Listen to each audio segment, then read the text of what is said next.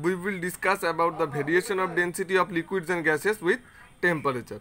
So at first we need to know that solids, liquids, gases, that means all forms of matter expand on heating and they contract on cooling. Okay, but in case of solid the expansion is not very much. Okay, so we can say that for that means minor change in temperature, the expansion is negligible. Okay, but in case of liquids and gases, what will happen? On heating they will expand so much. Okay, and their volume will increase. So what will happen?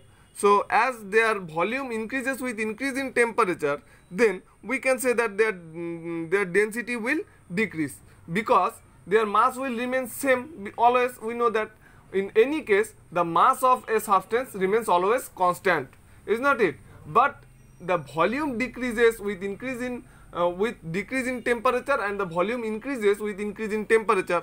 So as the volume increases with increase in temperature, then their density will decrease. So let us consider an example. Suppose if we consider X is a liquid, then at 0 degree centigrade its volume is 50 semi-cube and mass is 50 gram, and at 100 degree centigrade the volume is 100 semi-cube and mass is 50 gram. Then their initial density, that means in density at 0 degree centigrade will be mass by volume, so 50 by 50, so 1 gram per semi-cube, and the final density, that means density at 100 degree centigrade, that means after expansion actually, so their density will be 50, its mass always remains constant, we know that. So 50 by volume 100, so 0.5 gram per semi-cube. Thus we can say that the density will decrease in case of solids and liquids and gases with rise in temperature. Okay, now we will solve some numerical problems. So numerical problem number 3 in your book, the density of gold is 19.6 gram per semi-cube. What would be the mass of gold whose volume is 50 semi-cube? So we know that density equals to mass by volume. So we can say that from this, mass equals to density into volume. So if we now put the data of density, that means if we put the value of density and volume here, so we can get the mass of the gold as the product of density and volume. So 19.6 into 50, 980 gram will be the answer. Clear? Because here the unit is gram. Why? Because semi to the power minus 3 and semi cube, they will cancel out each other. Cancel out not, that means semi to the power minus 3 and semi cube, that means semi to the power minus 3 plus 3, that means semi to the power 0. So ultimately the unit will be gram. Okay, let us consider another numerical problem. Okay, the mass of 1 liter of milk is 1.03 kg. Find the density of milk in gram per semi-cube and kg per meter cube. So here unit conversion will take place, is not it? So at first we need to know the gram, the density in the unit of gram per semi-cube, is not it? So we know that gram per semi-cube is a CGS unit.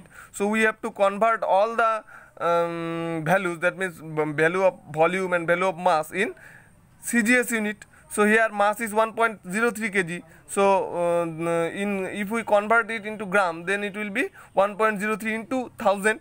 So 1030 gram, and the volume is 1 liter.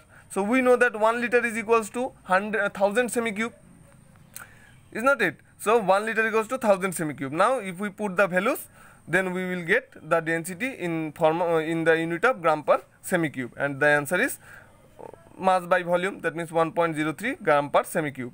And the volume in the density in kg per meter cube, then what will happen? So density in kg per meter cube, what will happen? So we know that 1 gram per semi-cube, we can write it like 1 gram by 1 semi-cube, is not it? So 1 gram by 1 centimeter into 1 centimeter into 1 centimeter, 1 semi-cube means. So we know that 1 gram is equals to 1 by 1000 kg, and 1 centimeter is 1 by 100 meter. So if we place the values in kg and meter, then this will become like this: 1 by 1000 kg by 1 by 100 meter into 1 by 100 meter into 1 by 100 meter. So 1 by 1000 kg by 1 by 100, 100 into 100 into 100 is 100,000 meter cube. So in case in this case, then we can write that the 100,000 will become the numerator and 1000, that means 1000 will become the denominator.